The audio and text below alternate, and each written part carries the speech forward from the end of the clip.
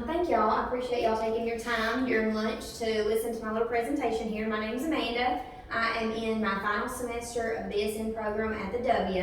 And I'm going to just talk to you a little bit today about mental health amid COVID-19. I know we've all been dealing with a lot of things with COVID, so I'm just going to run through this quickly. By the end of this presentation, I'm hoping that you will understand the impact that COVID-19 has had on the mental health of the community, as well as the mental health of us as healthcare providers, and identify 3 ways that COVID has impacted mental health, and then 3 self-care tips to help us maintain healthy mental health. So what is COVID-19? I think we all kind of know what this is, but just as a brief recap, this is a type of coronavirus that is similar to like the common cold or SARS. You know, we've had several different coronaviruses, but this one was first identified in China in December of 2019. Illnesses can range from anywhere from mild, like somebody may have like no symptoms or very mild symptoms, or it may be severe. And this coronavirus has actually led to millions of deaths and health problems and survivors. So people who have actually lived through it have actually had some health issues. So it is a global pandemic. Over 33 million cases have been identified in the US alone. And it is spread through droplets. So it's spread pretty easy, pretty fast, and is very contagious. And actually, people who have coronavirus are contagious even before their symptoms begin, and may be contagious up to 10 days after onset of symptoms. So, and if I was positive today, and I may not have any symptoms, I can still transmit the virus to other people. So, treatment options do vary depending on the severity of the illness.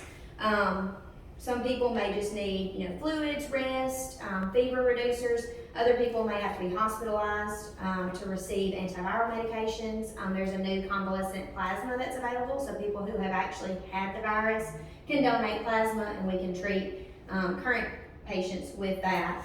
And then also we can just treat complications as they arise. So to prevent infection, like I said, again, anybody who is infected can spread the virus even if they have no symptoms. So the main things that we've been harped on to prevent infection is social distancing, maintaining that 6-foot distance, avoiding any crowds, and then wearing a mask. Everybody was taught to wear a mask over their nose and mouth. Studies have actually shown, because I know people have asked me this, if I wear my mask, am I breathing in my own carbon dioxide and stuff? So studies have been done to show that there's no change in those oxygen or carbon dioxide levels in people who are wearing a mask while they're resting, while they're exercising, whatever. Of course, hand washing is always number 1 for infection prevention. So make sure you're washing your hands 20 seconds or more. Make sure you're cleaning off high-touch surfaces, so disinfecting with Clorox or Lysol wipes and bleach. And then, of course, vaccination has developed. There are a couple of different types of vaccine out there for COVID. They've been approved for emergency use by the FDA. Of course, the Moderna and the Pfizer vaccines are the mRNA vaccines, so that's kind of a new thing. That actually injects mRNA into our cells and teaches them how to make a protein to trigger that immune response. Whereas the vector vaccine, which is the Johnson & Johnson or the Janssen, is like we've had for a long time, like the flu vaccine, things like that just injects a modified version of that virus in there for our body to trigger that immune response. So, and reinfection is rare, so somebody that's had COVID could get the virus again, but it's very rare. They are still doing studies to see how often that's happening and what to do for that. So mental health. Let's get into why is mental health important. So mental health is important for the health and well-being of our entire self. Our emotional, psychological, social well-being is all dependent on our mental health. Because mental health actually affects how we think, feel, how we act around other people, how we handle stress, how we relate to others. That really does matter a lot. Having poor mental health is not the same thing as having a mental illness. So somebody with depression or bipolar disorder could have periods of good mental health, whereas somebody with no diagnosed mental disease could have periods of poor mental health. So they're not the same thing. And many different factors affect our mental health. So life experiences affect how we handle things, what our mental health is. Of course, feelings of loneliness and isolation can compound on to poor mental health. So, and then we've kind of seen this in the healthcare that somebody with poor mental health may tend to have more physical health problems. They may have more issues managing their diabetes or keeping their blood pressure under control. So we do see an increased risk of physical health problems when we have somebody with poor mental health. The effects that COVID has had on mental health, we have seen some negative impacts, because we know that social participation and being around other people and having a support system really does increase our quality of life. It helps promote good cognition and cognitive abilities. And here during COVID, we've all been told to isolate. Stay at home, don't get around your friends and family, do not participate in activities, don't go to the grocery store. So this social distancing that's important to reduce the spread of the virus can actually increase our depression rates, can cause people to have trouble sleeping, make everybody irritable. I know a lot of people who have been afraid of developing the virus or getting around somebody with the virus, that leads to a high stress level. And then of course, having that change in your routine, you're not able to leave home, you may be having trouble financially because your job has been impacted. That leads to some stress, can affect your mental health. And then we have seen maybe some learning difficulties because schools are not going the traditional sense. We've got their social distancing, so we've got people doing the virtual learning, and for kids who may not have access to a computer or to the internet, that can cause some issues. Somebody who may not do well at managing their time, some child who's kind of ADD, may have a little bit more trouble, focusing and learning in this virtual environment. And then I'm worried, and I wasn't able to find any studies about this, but I'm worried about the mask usage for like the kindergartners, the ones who are learning how to speak and what your mouth looks like when you're sounding out words and letters. And if they can't see the teacher's face, has that impacted how they're able to understand the vocabulary? So there have been a lot of impacts that COVID has had. Some of the studies that we've looked at shows some of the specific effects on mental health. So according to this study, adolescents, so teenagers, really don't have a fear of the virus as far as themselves getting sick or what might happen if their family or friends get sick. They're more worried about the social connections that they're losing. They really do rely on social connections with their peers for emotional support and things like that. So not being able to go to school, that has led to some of the issues they're having. The online learning, they may not be as motivated. Teenagers are kind of lazy. I was, so I didn't want to get up and go to school. Why would I get up and get on the computer to do schoolwork? And the attendance issues we may be seeing. And they may, because they're at home more, they may be experiencing more conflict with their family members, disagreeing more because they're home with mama and daddy all the time. They're, brother and sister, they're here all the time. And, just like anybody else, we spend a lot of time with somebody, we're more apt to get frustrated with them a little bit easier. So, in contrast, the elderly are of course at an increased risk of mortality if they develop the virus. So they are pretty fearful of what will happen to me if I get infected. They tend to, want to stay at home because they are worried about what if I get sick, what if somebody brings this into me. But again, the isolation is contributing to some depression and stuff. They're having limited interactions with their family and friends, and they may not have access to like a telephone, cell phone, or internet where they can still communicate like a teenager would. So the studies have also shown that a lower rate of socialization is associated with lower rates of physical activity. We know that physical activity is important to help with our mental well-being as far as our physical well-being. So, I'm not going out, I'm just sitting at home all day. I'm not going to get up and exercise like I would if I was going out with my friends and we're walking the mall. So, the rates of depression in adolescents actually went up 3% from pre-pandemic to mid-pandemic, as did anxiety rates. They went up a little bit. And I think this didn't really surprise me. The symptoms of anxiety and depression are actually more prominent in females versus males, and I think that's just because we're more social beings.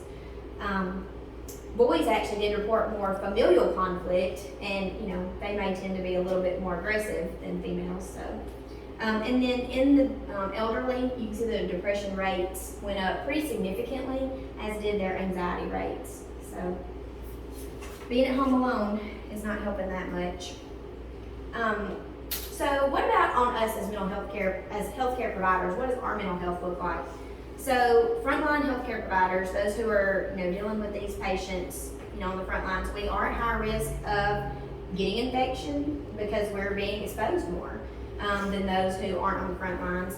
So those providers are also at high risk for mental health issues because of the stress related to what if I get sick, what's going to happen to me, what if I take the virus home to my family, what am I going to do if, I have to take care of my elderly father, I've gotten the virus, I don't know, I take it home to him, there's some stress related to that, and I would also feel like guilt if, they did happen to get sick, you carry that guilt around. So,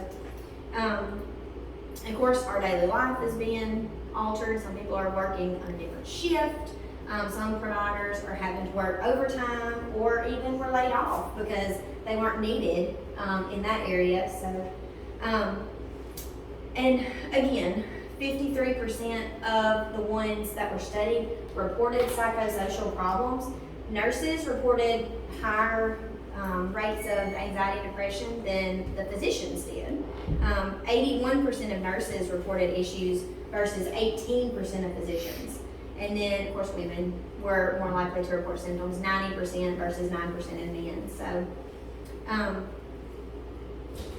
we, as healthcare providers, because we do have increased risks of stress, depression, anxiety, sleep disorders, changes in our routine, it's important for us to take care of ourselves.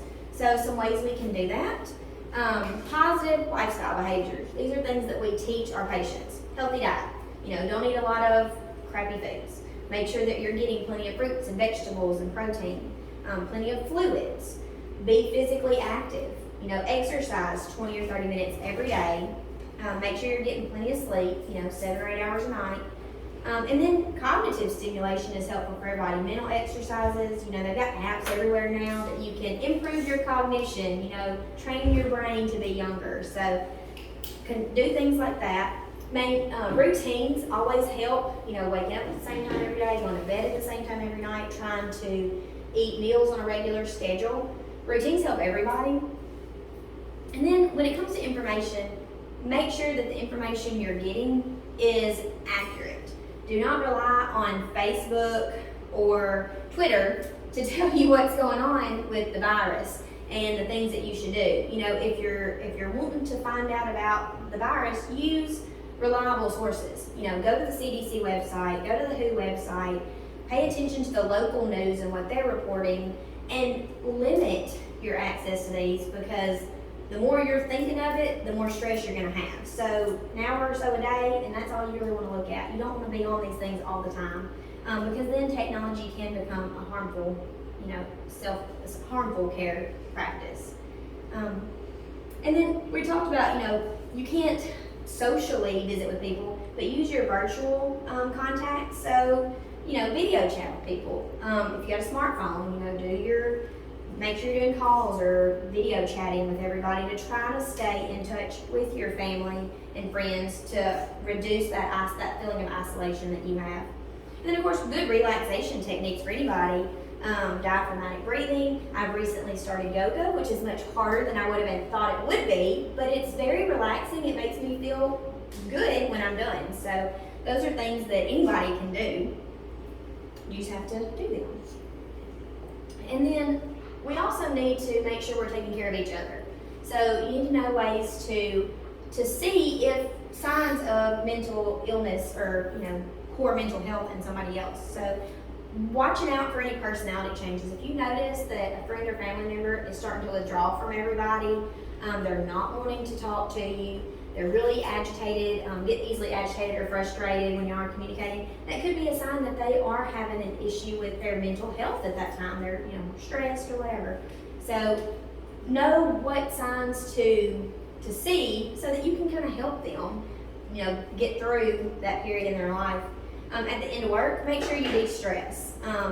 When you leave here, you want to make sure that you don't carry work home with you, because then you never get to calm down, de-stress. So make sure that you're taking time for yourself, even if it means taking a hot shower or bath, keeping a journal to empty your mind at the end of the day, or just reading a good book, listening to some music on the way home, listening to a podcast that's kind of funny, something that kind of gets your mind off and allows you to de-stress.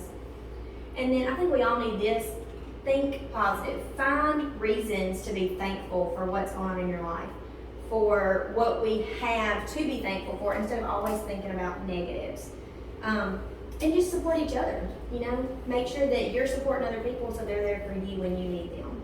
So, in conclusion, this pandemic has been an unprecedented event that we have had in our lifetimes that I never would have seen coming. So the implications both on physical and mental health are going to have to be studied for years so we can actually find out what this has done. So we will have more references, more studies to actually see how COVID-19 has impacted our mental health. So, and I've got references if anybody needs them. So thank y'all very much for taking your time.